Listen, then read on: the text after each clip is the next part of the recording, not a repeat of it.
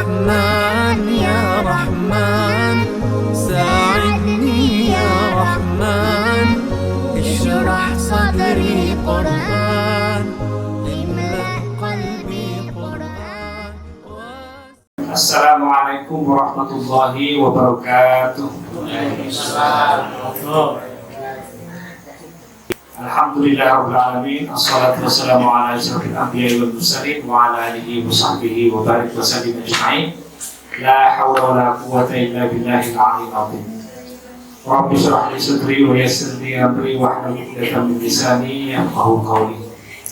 Alhamdulillah, Allah Subhanahu wa taala masih memberi kita kesempatan untuk bertemu tatap muka dalam majelis yang mulia ini dalam rangka menjemput malam Lailatul Qadar. Maka sarannya kalau kita ingin membangun kebiasaan baru, mulai dengan yang kecil, tapi kemudian koneksinya tetap sama.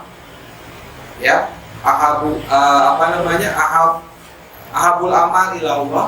Jadi amal yang paling dicintai oleh Allah itu adalah adwamuha, yang dawam walaupun kecil.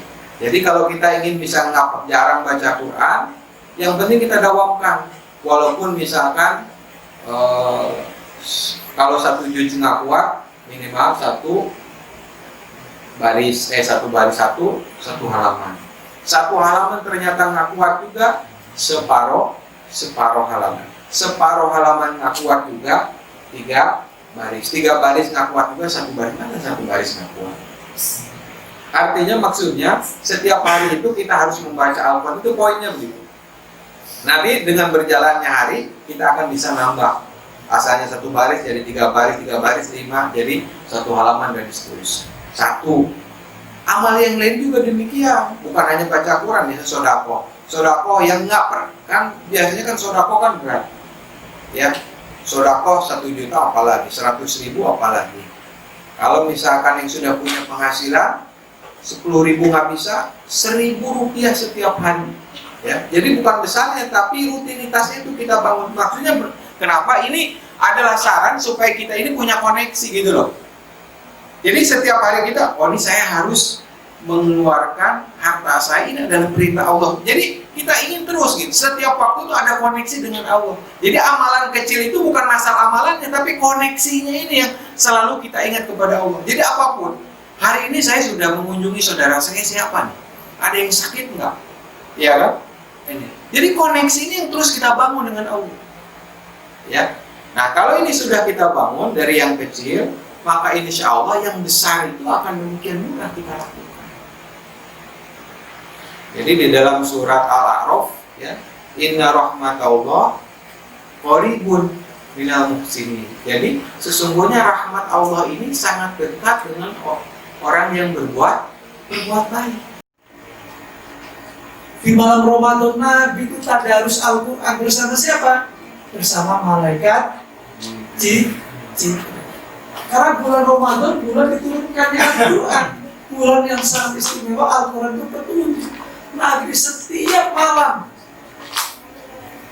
Jadi memang yang terbaik ya untuk tadarus Al-Quran itu di malam ya Ramadan.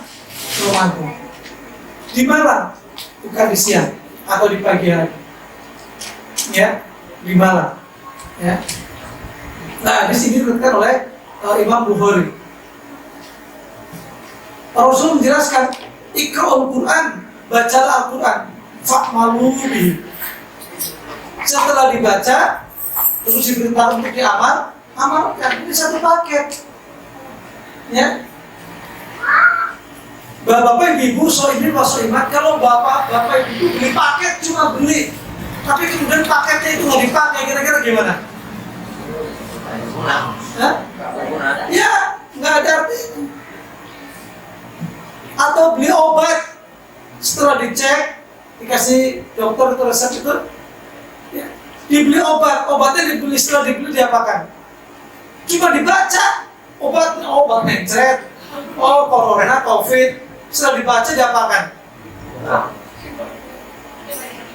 Ya, ditaruh di bantal. Ini kata Rasulullah, Iqra Al-Quran, baca Al-Quran, ya, fa'malubi. Amalkan Al-Quran itu. Jadi memang tergantung orang yang Mas Adin berbahagia.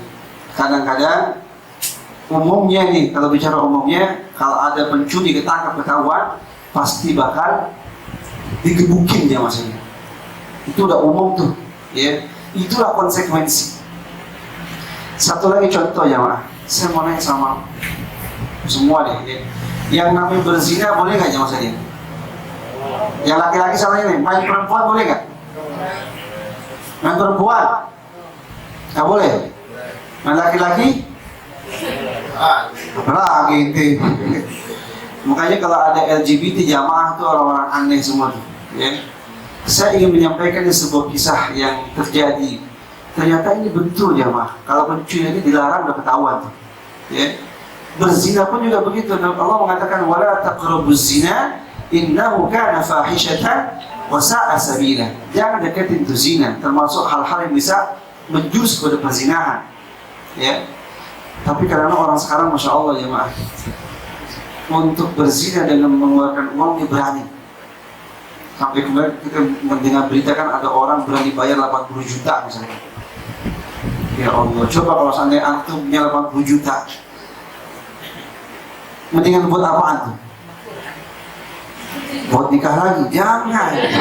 Kasih bini ente. Ya.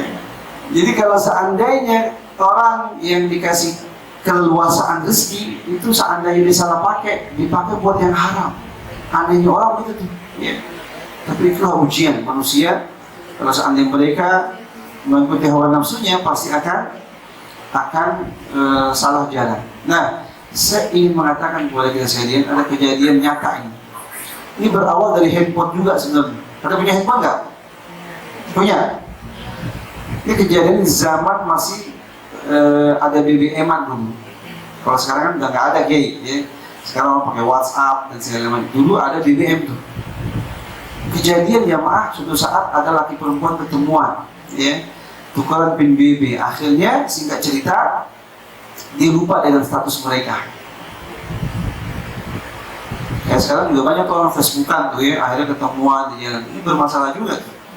Jadi handphone ini bisa jadi sesuatu yang memberikan manfaat, tapi juga bisa mendatangkan mudarat, ya, kalau dia salah gunakan. Tafsir dari surah Al-Fatihah, beliau dipanggil Allah Subhanahu wa Ta'ala. Dipanggil Allah menghadapnya, jadi belum selesai tafsirnya. Ketika Imam As-Suyuti datang berziarah kubur di kuburan beliau pada bulan Ramadan, murid-murid Imam Jalaluddin Al-Mahalli itu menyerahkan tafsirul Jalalain yang belum selesai ditafsirkan oleh Imam Al-Mahalli kepada Syekh Jalaluddin As-Suyuti. Karena tafsir ini ditulis dengan konteks menilai kajian menilai Al-Quran dari sisi kaidah bahasa Arabnya, makanya banyak kaidah-kaidah bahasa Arab yang bisa kita dapat nanti di sini. Jadi terkait dengan makna-makna apa itu bisa dibuka dari ayat-ayat, dari tafsir-tafsir yang lain.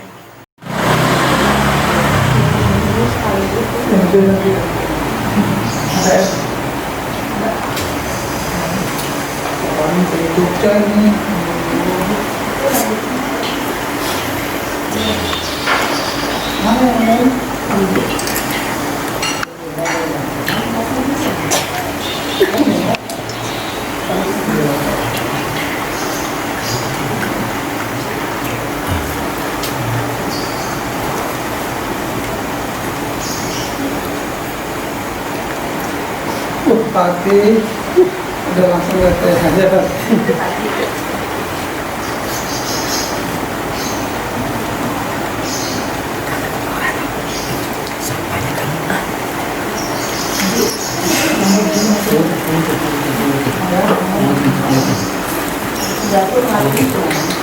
Ya nanti kalau mau dipakai dimatiin.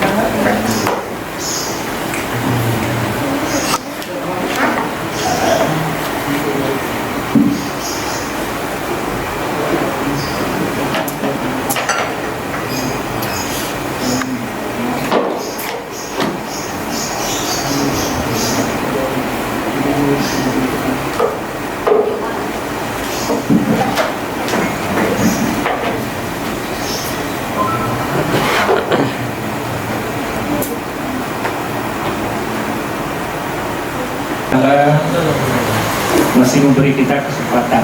Masih kuat kan? Kuat. Insya Allah.